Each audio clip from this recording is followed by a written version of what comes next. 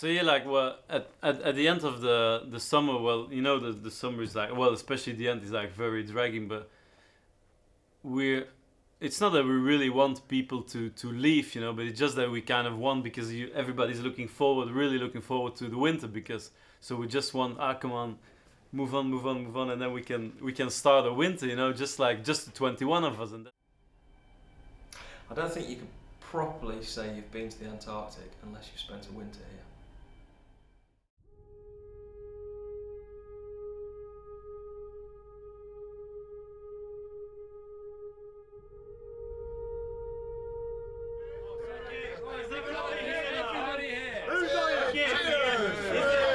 Is the chef here? Yes. Is the doctor here? Yes. Is the comps manager here? What else do we have?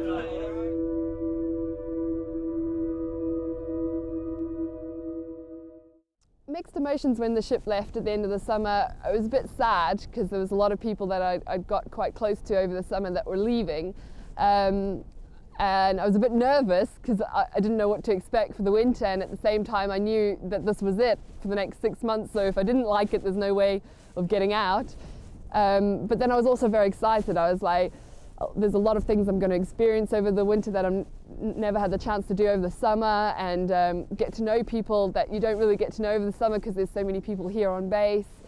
So yeah, a lot of mixed emotions, but generally very excited about the start of the winter.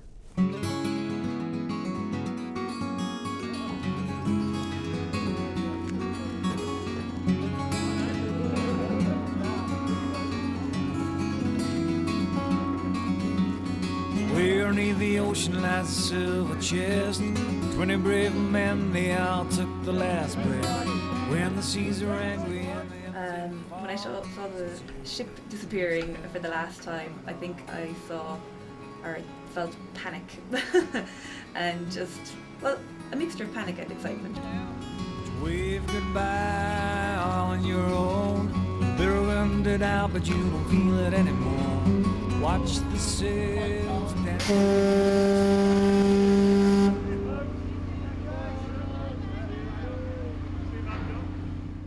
And then it suddenly happened so quickly. The next thing I knew, there was this massive gulf between us and the ship, and they'd gone. That was it, and there was no way of sort of jumping into the water and going swimming up to the boat. So yeah, I think that was the thing. It just didn't feel as bad as I thought it would do. The most common question I got asked when I was telling people I was coming down here was, well, how many times are you going to get to come home in the 18 months? And obviously the reply was, well, not at all, which was quite a shock to them. They thought I'd perhaps get a few holidays back home. Our home in Antarctica lies in Marguerite Bay, where from Adelaide Island we look across the sea and icebergs to the Antarctic Peninsula. We are surrounded by mountains. Rother sits on a point of rock jutting out from the glacier. We will spend the next 7 months in these surroundings and in these buildings. With the summer staff gone and the place to ourselves, it will slowly become our home. It did feel a lot quieter. There were times of the day when you're used to running into people in the corridors, especially down in the Bonner Lab, where we went from 12 people to 3 people. It suddenly seemed very, very quiet down there. But apart from that, just walking around base, it's just a lot sort of, I guess, lonelier, I suppose. You can walk around base now and not see a soul from where we are down at the Bonner all the way up to main building, and it's weird. It is weird. First couple of hours, it was just like, where has everyone gone? Yeah, that was weird. Like a ghost town.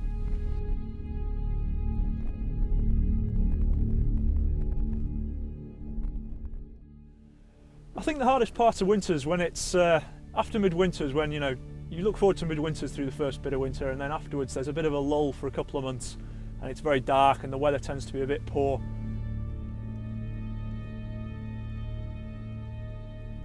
The hardest part of wintering here, probably long stints of really bad weather and not being able to get outside much, or just you sort of stuck indoors, that's going to be a bit hard for me. I just love being outdoors.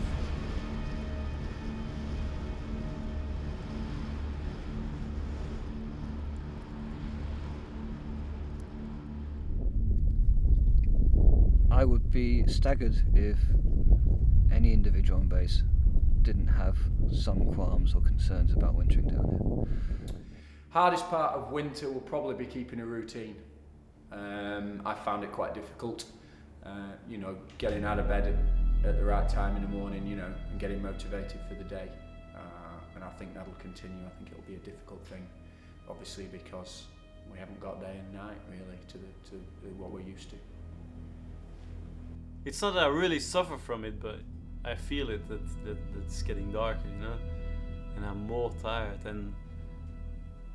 and you do realize that you need the sun, that the sun actually is the main source of energy, and while we don't see the sun anymore now, I don't think, and I'm probably not the only one, but I think a lot of people have less energy than you do have when in the summer when we have 24-hour daylight, so yeah.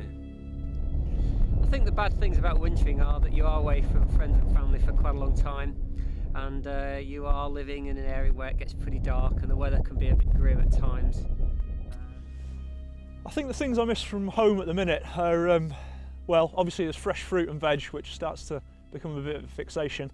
But I speak to all my mates and they're back home getting out on some sunny rock. It's just starting to warm up, getting out to the Peak District on the weekend, climbing in shorts and t-shirt and then having a beer afterwards. And sometimes you think, wouldn't mind a bit of that.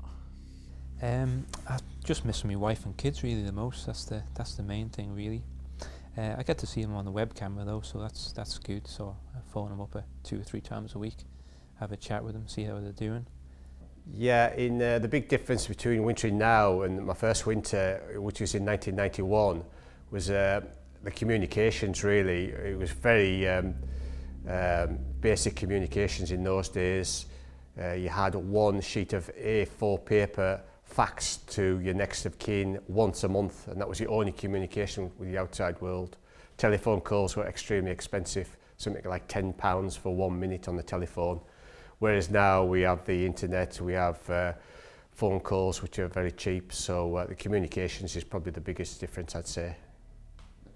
Back in the summer I had some news that a good friend had passed away quite suddenly, and it does hit you, but when you take this job you're kind of prepared for it. You have to be prepared that you have to deal with this situation, and I had a chat with some good friends here and they're all in the same boat. They know that it could be them next time, and there's an awful lot of support amongst the community here, and that's really what gets you through it. Yeah, a very bad thing happened a few winters ago when somebody was killed, which is obviously the worst thing that could possibly happen.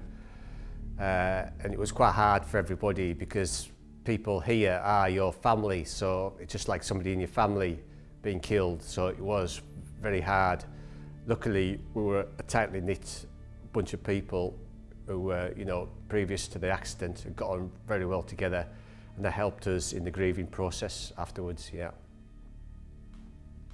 It was a question that somebody asked me when I got back the first time. I said, did you have any good bad did you have any bad moments when you were over there? And I said, well, I might have been able to count them on my 2 hands, bad moments, really bad moments with yourself.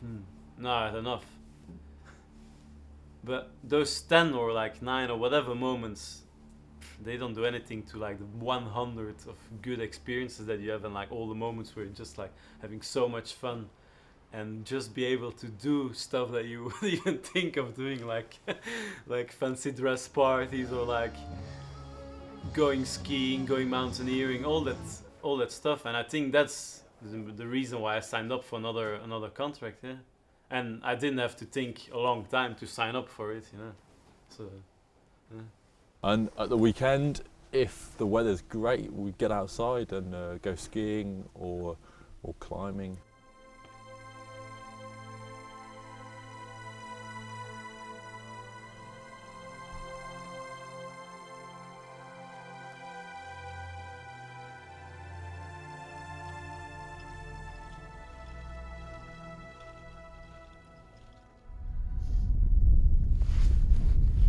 That's my office. Need a second?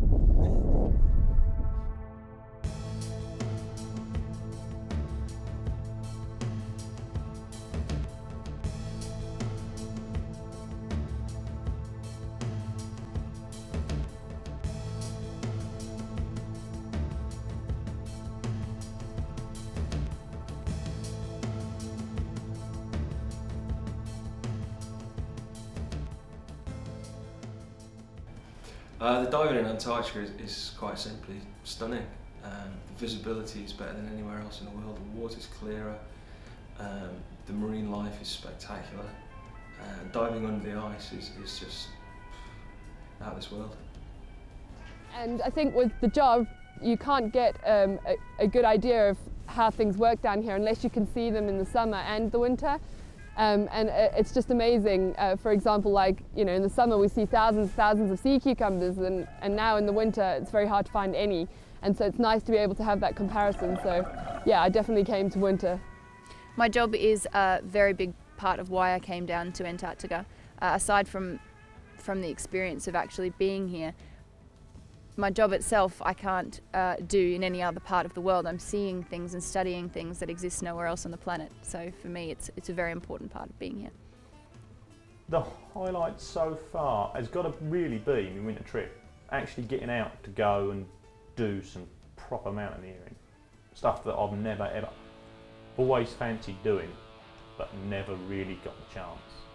So the best part of winter so far has been my winter trip. Spent a week on the south side of the island doing mountaineering. We got there on Link Skidoo travel. It's the experience of living in a tent in Antarctica, just in a very, very remote location. It was brilliant.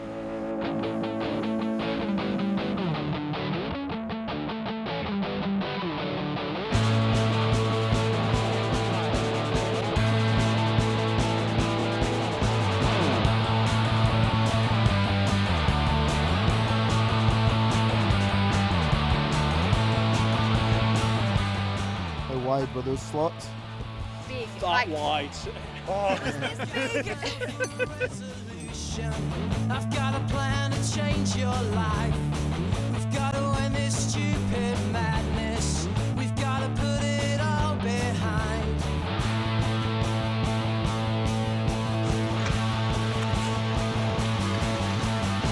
I've got to tell you that it's not real. I've got to tell you that it's not right. In fact, I shouldn't even be here. We've got to put it all behind.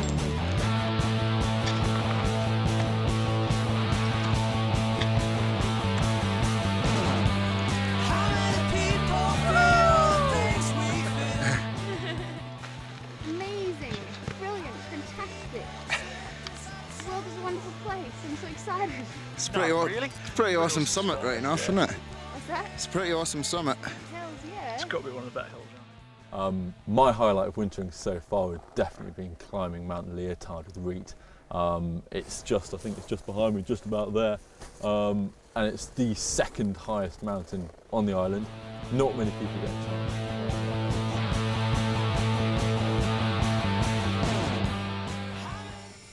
I think was the best it was the worst 8 hours of my life. the best hour of my life on the top.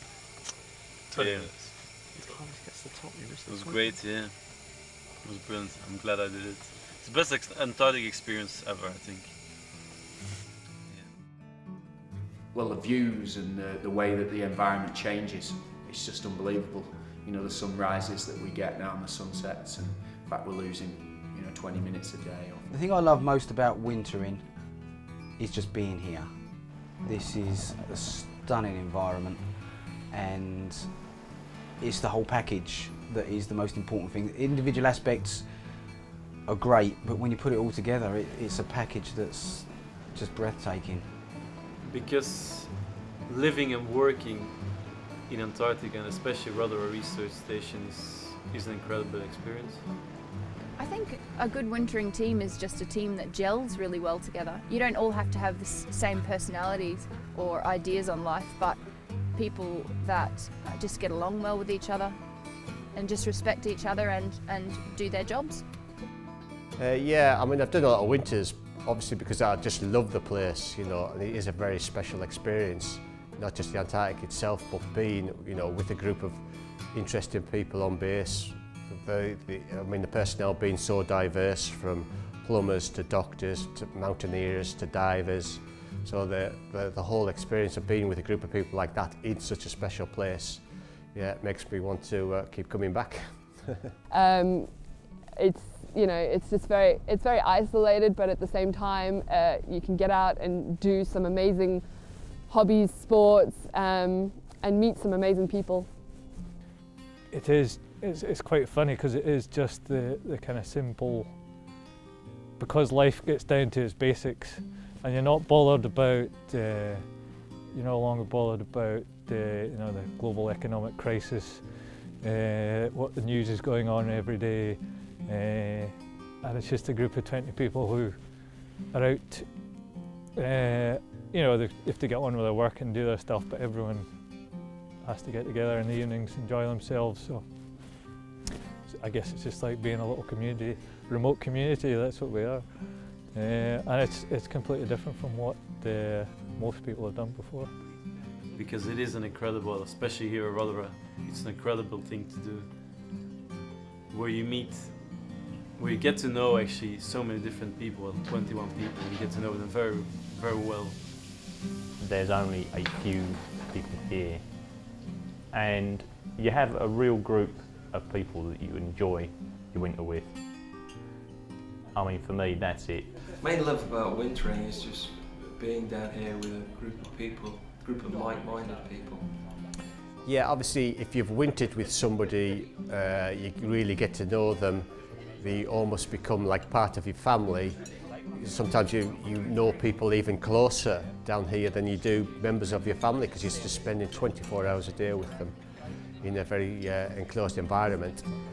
So yeah, I've made some very special friends while I've been in the Antarctic who will be friends for the rest of my life, yeah. As I say, I think winter is just more the complete experience. You know, there's not one thing that's that you could put your finger on and say, you know, this is the thing that's amazing about it. It's just the whole package of the winter.